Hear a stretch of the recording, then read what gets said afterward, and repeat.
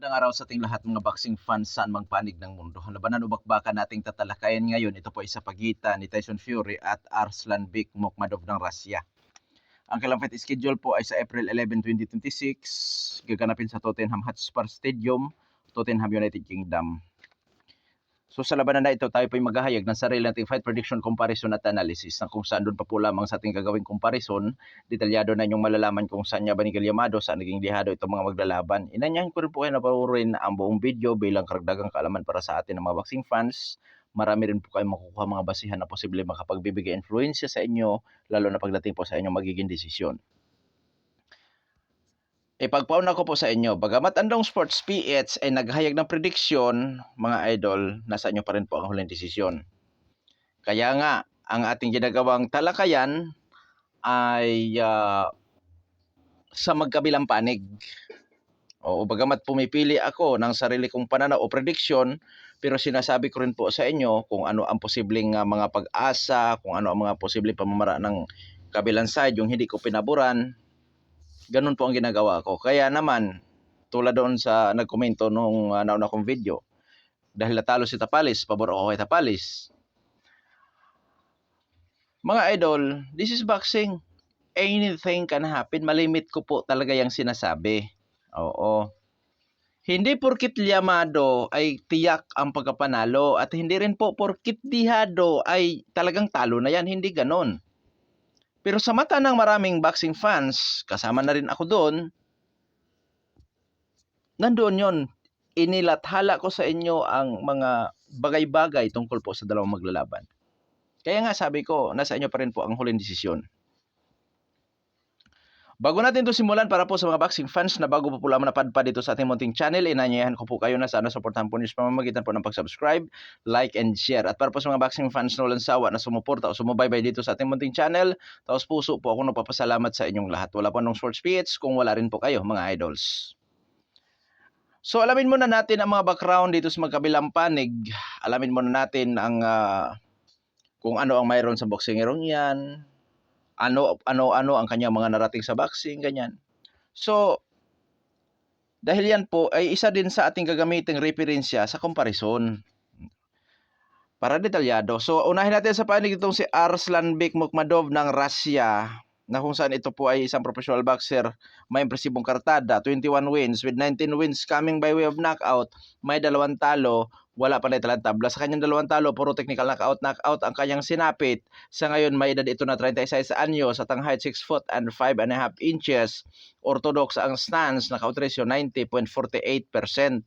Last fight, October 11, 2025, David Allen ang kanyang nakatunggali, panalo by unanimous decision si Arslan Bekmambetov. Eksperyensya, 2023 nakasagupa ni Arslan Bekmambetov si Agit Kabayel. Sa ngayon, sa kasalukuyan, itong si Agit Kabayel, mga idol, nasa top ranking ito. Oo, parang WBC interim, hindi ako nagkakamali, hawak ni Agit Kabayel. Hindi po ito basta-basta undefeated dito. Si Guido Vianillo, nakasagupa din ni Arslan Bekmambetov, diyan siya nakatikim ng talo. Oo, yung dalawang ating nabanggit, Kabayel at Vianillo, diyan nakatikim ng 2 talo by technical knockout itong si Arslan Bekmambetov. So ngayon dadako naman tayo sa kanyang skills dahil alam na natin ang eksperyensya nito, na kung saan ang mayroon lang sa boksingerong ito, mga idol, ay ang matinding determinasyon dahil nakakabangon. So sa skills nito, more on pressure fighter style.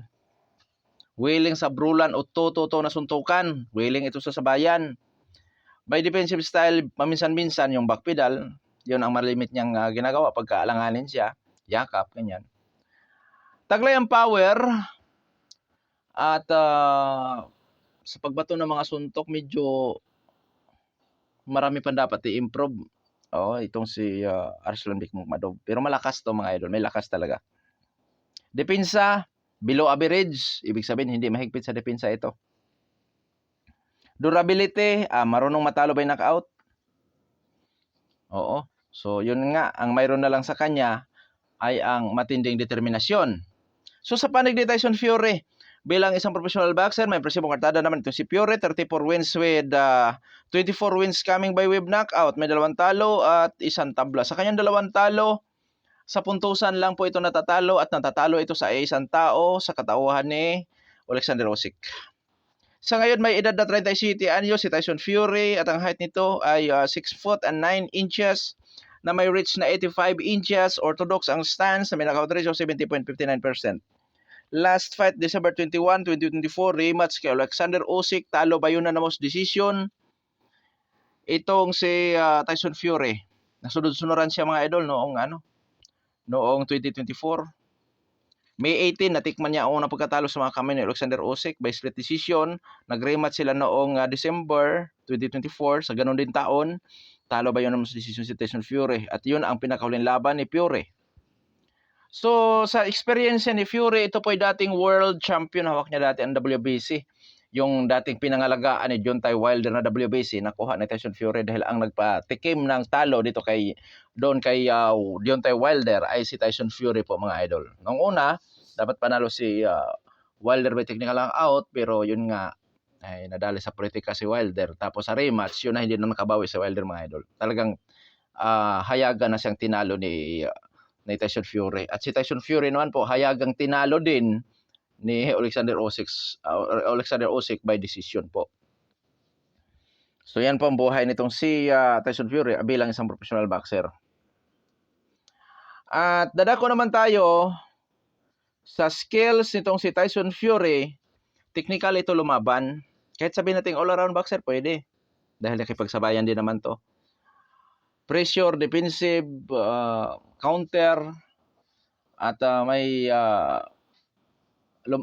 lumalaban din sa inside fighting o brulan o tututo na suntukan. So all-around boxer or all-around boxer si Tyson Fury. Pero may husay, may galing sa teknikalan din itong si Tyson Fury. At isa pa, durability ni Tyson Fury ay talagang may kakunatan din. Ito marunong lang ito ma-knockdown. Base yung huli niya yung laban niya kay Wilder na kung saan talagang parang nag-undertaker siya ba, patay-patay muna. Tapos biglang mabubuhay. Parang ganoon siya. May tibay po talaga. May kakunatan, may tibay. Pero yun nga, dahil aktibo pa sa boxing itong si Tyson Fury, which is ito nga, may parating siyang laban. So, ibig sabihin yan mga idol, may tibay. Kasi di pa natin alam sa mga sunod na henerasyon, lalo na itong si Moses Itauma, Agit Kabayel, mga delikadong boksingero po yan diyan sa heavyweight division. Oo. So, yan po ang ano ko dyan. So, may tibay.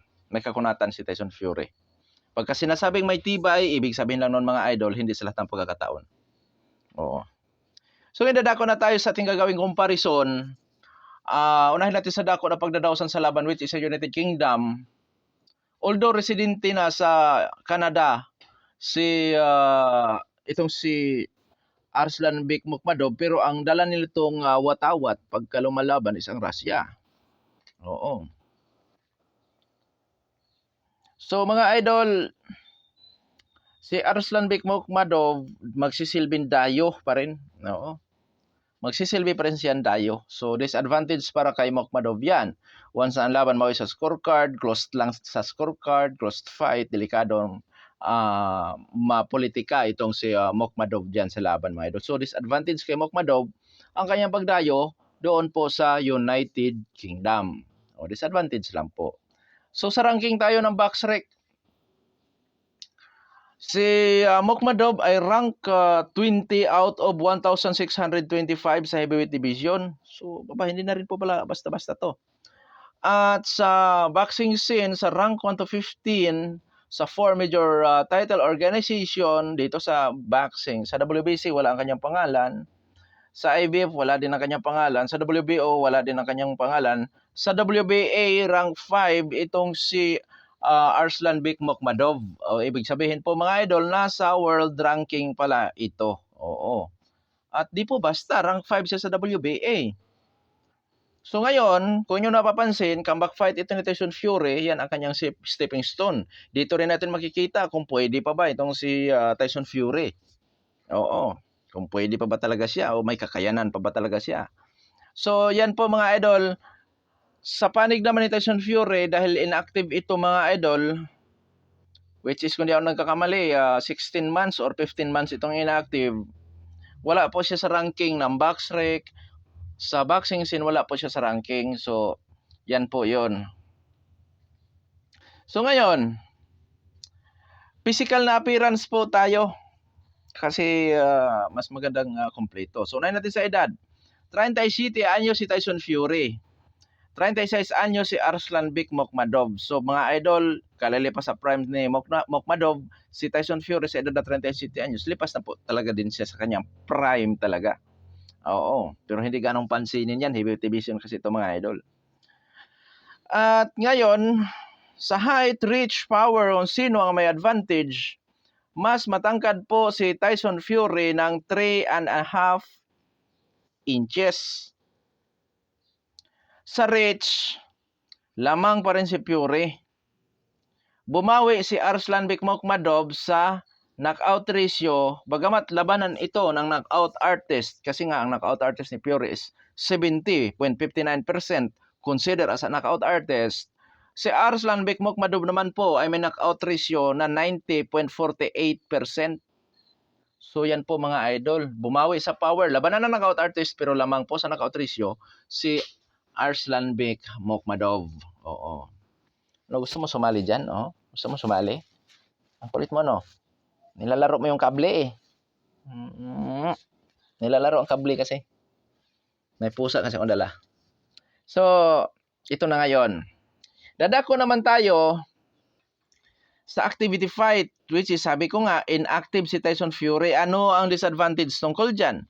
So, delikado itong si Tyson Fury. Baka pinasok sa tinatawag natin na ring rust, na kung saan maapektuhan ang kanyang buong galawan, stamina, yung lakas, yung pagtanggap niya ng suntok, lalo na't ito po ay lipas sa prime na rin.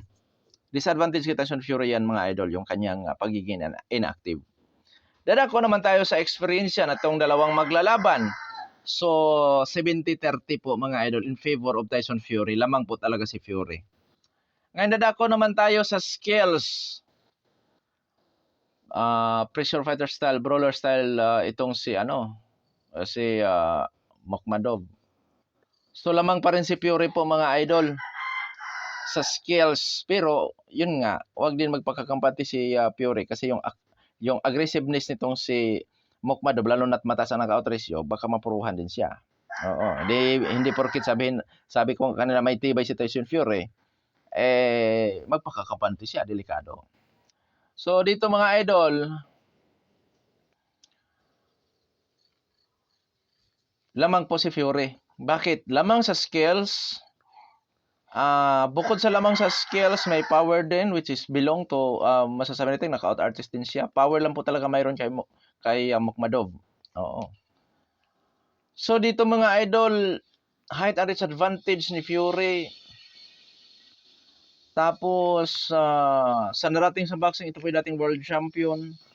So mga idol, 70-30 in favor of Tyson Fury. Oo. 70-30 in favor of Tyson Fury. Okay. So, dadako na tayo sa ating prediction sa laban. Prediction ko po dyan, Tyson Fury by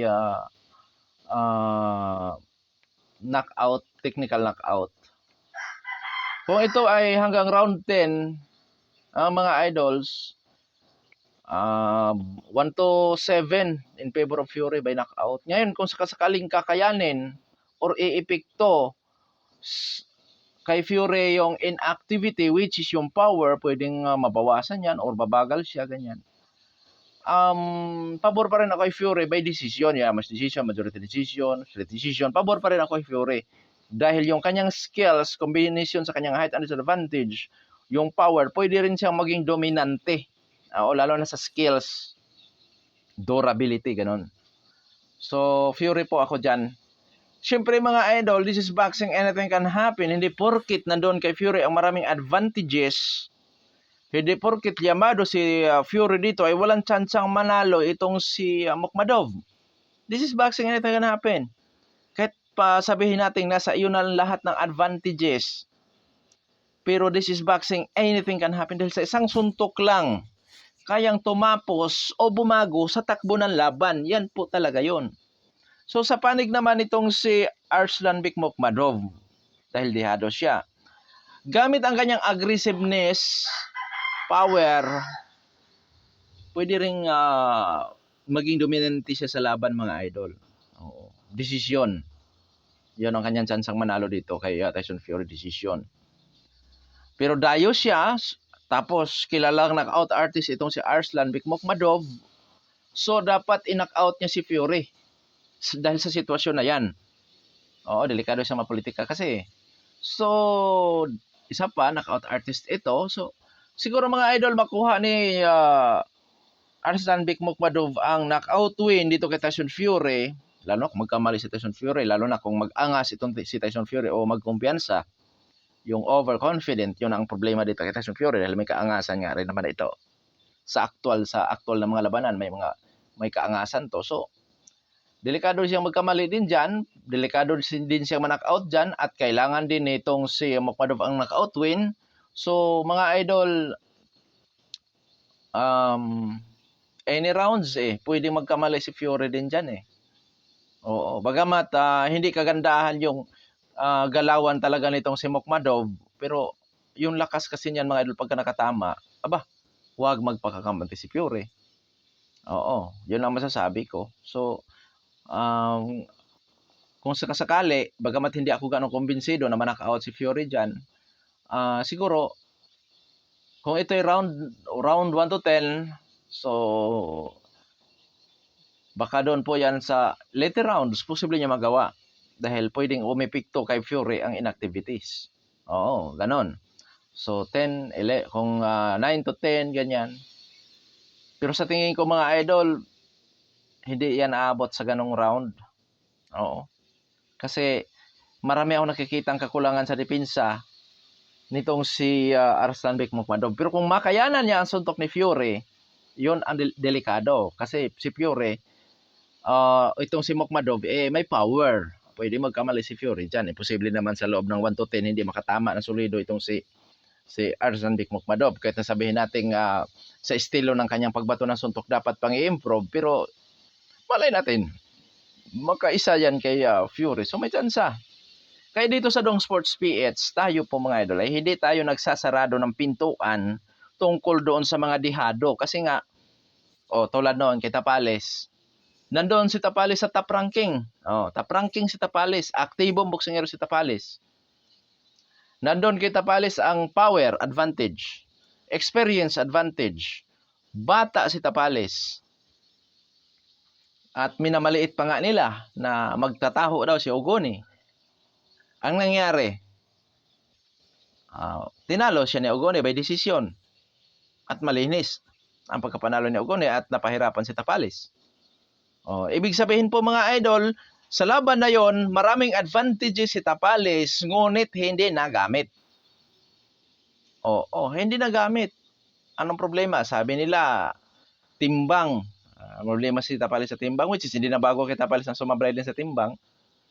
Pero nasana yung humawak kay Tapales na laging ipinagmayabang nila na nandun yung kanilang body and strength conditioning. Although, ayawan ko lang kung MP promotion pa ba si Tapales, parang saan man na yanta. Pero yun nga, dapat kung mag-angas tayo, ipakita natin. Manalo, matalo, which is wala namang problema doon. Dahil kasama yan sa marketing strategy. Pero dapat, rin. Pero yun nga, wala naman akong masamang tinapay doon kay Tapales, mga idol. Kasi nga, idolo ko rin po yan si Omar Tapales. Oo. Idolo ko yan. At isa pa, dating world champion yan. May nagawa yan para sa karangalan ng ating bansa. Siyempre, hindi naman sa lahat ng pagkakataon ganun talaga ang laro o boxing. Hindi naman sa lahat ng pagkakataon Pasko. Sa sports, may manalo, may matalo. Tanggapin na lang natin. Oo. At tungkol dun sa pag-aangas, yun nga, wala naman akong masamang tinapay sa pag-aangas kasi nga, yun nga, sabi nga nila, magtataho nga lang daw yung tapos mayroon pang nagsabi na yun nga, si Casimero, ganito, ganyan. Sa laban na yun, magkaiba sila ng sitwasyon. Si Ogoni ang nag-defensive style si Ogoni kay Casimero. Pero dito kay Tapales, doon na sa mga early second half, sumasabay na tong si Si yung Japanese fighter. Wala, isa lang masasabi ko diyan, wala nang excuses. Talo-talo, ganun lang naman yun eh. Talo-talo, panalo-panalo, ganun lang. Natalo, bounce back, ganun lang yun. Dahil hindi naman nga, sabi ko nga, hindi sa lahat ng araw, Pasko. Hindi sa lahat ng pagkakataon, Pasko. Hindi araw-araw ang Pasko. Kahit saan pa tayo magpunta, may swerte, may hindi. Ganun lang, magkasama talaga yan. So, move on. At sabihin, mayroong nagkomento sa akin na iyak daw, talo si Tapales. Ano ba't ako mag-iiyak? Natural sa sports ang may manalo o may matalo. At isa pa mga idol, kaya ako open sa aking paggawa ng pagtalakay ng mga laban kasi hindi po ako related sa sugal, sa anong klaseng sugal, kahit anong klaseng sugal, hindi ako related. At hindi nga ako nag-promote na sugal. Oo. So, yun lang po yun mga idol. Humingi po ako ng paumanhin kasi hindi ko nagawa ng video si Wilder. Wilder pa naman ako doon by decision sana. Kasi 42 years old na kasi si Sura. At isa pa, mas mabilis Wilder doon kay si Sura. Hindi nga ako nakagawa ng video dahil siyempre mga idol, hindi naman sa naghahanap buhay din po ako. At na-timing lang po sa hanap buhay ko yung araw at mga pizza na kung saan dapat akong gumawa ng video. Dito po sa channel natin, kumbaga mga idol, hindi pa po talaga ako dito yung kumikita, hindi pa. Kaya siyempre kailangan ko rin pagka mayroon akong pagkakataon, ito na lang po masasabi ko, dapat medyo malayo pa yung laban, magsabi na kayo. Mag-request kayo, medyo malayo pa yung laban. Kunyari, may 10 days before the fight, ganyan. At pag nakita ko dito sa comment section, ililista ko yan. Dahil may makapangyarihan akong notebook po mga idol. Hindi kasi ako gumagamit ng computer. So, dito tayo sa notebook. Ito. Dito po ako dito yan po ang ginagawa ko. Nililista ko yung may laban. Tapos, nagre-research po ako sa mga boksingero. Tapos yan, gagawan ko na yan ng video. Although, hindi man lahat ng nagawan ko ng video. Pero at least, tulad yan, hindi ko alam na may laban si Magsayo. Dapat sana nagawan ko yan. Pero Magsayo ako dyan. Oo. Kung sasabay si Makure, may kalalagyan yan by knockout. Pero pagka ang gagawin ni Makure is takbo-takbo style, may chance ang manalo sa puntusan si Makure, pero pabor pa rin ako kay Magsayo. Ganun lang po. So, hanggang dito na lamang. Ito Pandong Sports PH. God bless po sa ating lahat.